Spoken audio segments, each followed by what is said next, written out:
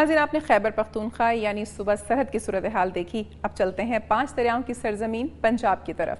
ناظرین، پاکستان کے مختلف علاقے اپنی سوغاتوں کی وجہ سے بھی مشہور ہیں. جس طرح ٹوبا ٹیک سنگھ کے کینو اور ملتان کے حلوے مشہور ہیں، اسی طرح بابا بلے شاہ کی سرزمین قصور کی جوتی بھی دنیا بھر میں مشہور ہے اور جوتی قصوری کے نام سے اسے جانا جاتا ہے. قصوری جوتی کیسے تیار ہوتی ہے، اس میں کس قسم کا میٹیریل استعمال کیا جاتا ہے، بتا رہے ہیں ہمارے نمائندے اسلم میو اپنی اس رپورٹ میں. میں اس وقت قصوری جوتی بنانے والے کارخانے میں موجود ہوں. قصوری جوتی پاکستان کے علاوہ دنیا بھر میں مشہور پائی جاتی ہے. جوتی کی تیاری سے قبل چمڑے کو مقامی ٹینڈریز میں تیار کیا جاتا ہے. اس دوران چمڑے کو کاٹ چھانٹ کر تیاری کے مراحل سے گزارنے کے لیے ڈول میں ڈال دیا جاتا ہے اور پھر اس کو لوہے کی بڑی بڑی پلیٹوں پر فکس کر کے سکھایا جاتا ہے. چمڑے کو کیمیکل اور رنگوں سے رنگائی کرنے کے بعد مختلف سائز میں پیس کاٹ کر جوتی بنانے والے کارخانے دار لے جاتے ہیں اور وہاں پر کاریگر اس کو اپنے حساب سے کاٹ کر جوتے تیار کرتے ہیں. قصوری جوتے پاکستان کے علاوہ مڈل ایسٹ اور عرب امارات میں ایکسپورٹ کر دیے جاتے ہیں اور مقامی مارکیٹ میں فروخت کے لیے دکاندار تھوک کے حساب سے خرید کر لے جاتے ہیں. یہاں سے خواتین سمیت دیگر افراد جوتیاں خریدنے جوک در جوک شوز مارکیٹ کا رخ کر لیتے ہیں. ایشیا کی مشہور گلوکارہ میڈم نور جہاں نے قصوری جوتی کے متعلق کیا خوب گایا ہے. جوتی قصوری پیری نہ پوری، ہائے رباوے مینو ٹرنا پیا. کیمرہ مین طارق باجوہ کے ساتھ محمد اسلم خمیو، دنیا نیوز، قصور.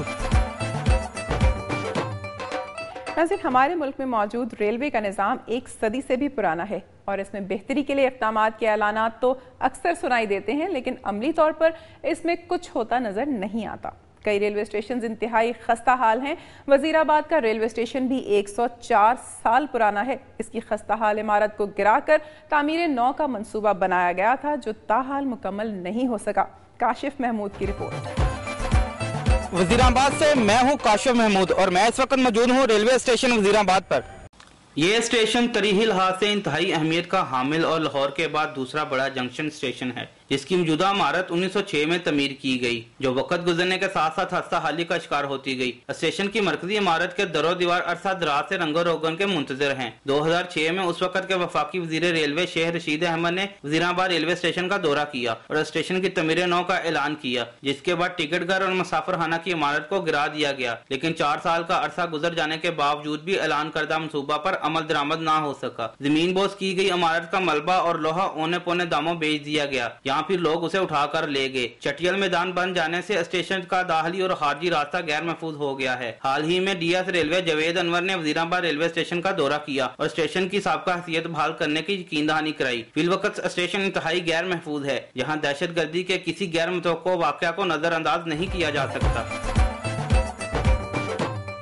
اب بات کریں گے ملک کے اہم ترین مسئلے کی جس کی وجہ سے عوام کا پیمانہ صبر لبریز ہو چکا ہے اور وہ پرتشدد احتجاج پر اتر آئے ہیں. جی ہاں، لوڈ شیڈنگ کی وجہ سے نہ صرف معیشت کا پہیہ جام اور کاروبار ٹھپ ہو رہا ہے بلکہ زندگی کے ہر شعبے سے تعلق رکھنے والے افراد اس سے بری طرح متاثر ہیں. ڈیرہ غازی خان میں لوڈ شیڈنگ کا دورانیہ 20 گھنٹے تک پہنچ گیا ہے. تفصیل جانتے ہیں عاشق کھلول سے.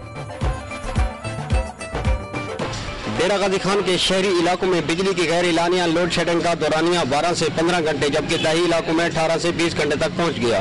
بجلی سے وابستہ کاروبار کرنے والے افراد کے کاروبار ٹھپ ہو کر رہ گئے. اس لوڈ شیڈنگ کی وجہ سے گھروں میں پانی کی سپلائی نہ ہونے سے وضو کرنے کے لیے نمازی اور لوگوں کے پینے کے لیے پانی تک میسر نہیں.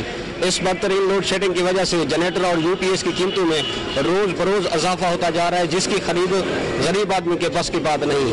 بجلی کی غیر اعلانیہ لوڈ شیڈنگ نے ہر قسم کے کاروبار کرنے والے لوگوں کے کاروبار تباہ کر کے رکھ دیے. فیکٹری اور ملوں میں کام کرنے والے مزدور لوڈ شیڈنگ کی وجہ سے بے روزگار ہو گئے. بجلی کی قیمتوں میں اضافے اور لوڈ شیڈنگ کے خلاف لوگ روز بروز احتجاج کر رہے ہیں. اگر حکومت بجلی کی غیر اعلانیہ لوڈ شیڈنگ ختم کر دے تو بے روزگاری کا خاتمہ ہو سکتا ہے. کیمرہ مین ساجد قریشی کے ساتھ محمد عاشق کھلول، دنیا نیوز. ناظرین، پنجاب سمیت ملک بھر میں موسم بہار کی آمد کا جشن مختلف میلوں اور پھولوں کی نمائشوں سے کیا جاتا ہے. رنگ اور خوشبو کی باتیں کرتی یہ تقریب پاکستانیوں کے حسن ذوق کی بہترین عکاسی کرتی ہیں اور اس میں شرکت کر کے عوام بھی اپنے ذوق کا اظہار کرتے ہیں. بہاولپور کے تاریخی نور محل میں ایسی ہی ایک پھولوں کی نمائش منعقد کی گئی. اس کی تفصیل جاننے کے لیے دیکھتے ہیں عطر فاروق آوان کی یہ رپورٹ.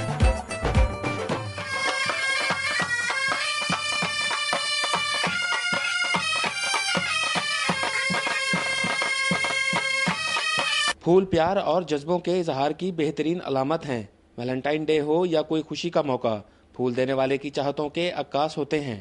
بہار کا موسم شروع ہوتے ہی ہر طرف رنگا رنگ پھول کھل اٹھتے ہیں، جن کو بہتر انداز میں پیش کرنے والے کی حوصلہ افزائی کے لیے پھولوں کی نمائش منعقد کرائی جاتی ہیں۔ بہاولپور کے تاریخی اور خوبصورت نور محل میں کنٹونمنٹ بورڈ کے زیر انتظام 2 روزہ پھولوں کی نمائش جاری ہے۔ کنٹونمنٹ بورڈ بہاولپور کور کی مختلف units, combined military hospital, Quaid Azam medical college, اسلامیہ یونیورسٹی اور سادے پبلک سکول نے مختلف قسم کے پھولوں کے سٹال سجائے، جن کا مقصد رنگ برنگے پھولوں سے امن اور ذہنوں کو سکون فراہم کرنا تھا، اور یہ نمائش شہر بھر کی توجہ کا مرکز بن چکی ہے۔